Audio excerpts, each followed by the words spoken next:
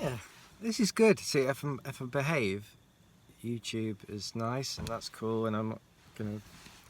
But yeah, I feel this. I've never done this. As recounting my Vision Quest properly. Yeah. So hello, Screen World. But yeah, the slugs and snails. I mean, really, the initial shock of when it first happened, the first few times during day one or whatever, and I was grossed out, and then it's like, okay, this is just going to be a running theme. And I was dank and misty. You couldn't see anything. It was so thick. I'll say, okay, slight exaggeration. I could see the trees around me, but not much further. And just so tired, no food by day 2, and the slugs and snails. I was just worn down, and then I did get up, went for a little stroll. Yeah, which is where this berry presented itself. Yeah, but yeah, the slugs and snails, funny. And there was yes, on that day too.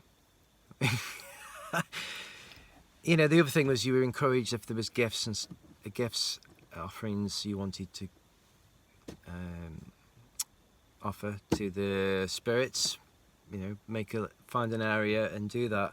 So on day 2, I went out for a little meander, and just so weak.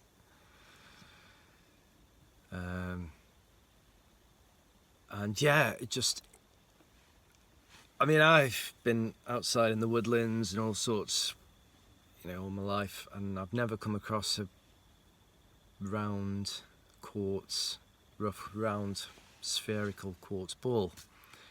There was one just there, but it wasn't weird because I was in that spiritual headspace. It was like, oh, I need to pick that up and I need to take that back and offer it.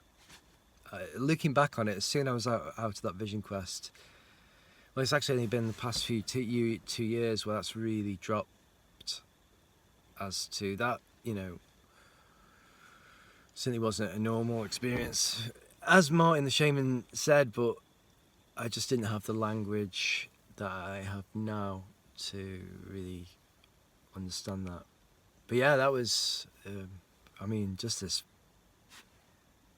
quartz sphere, roughly hewn, just there. No quartz around, not in a quartz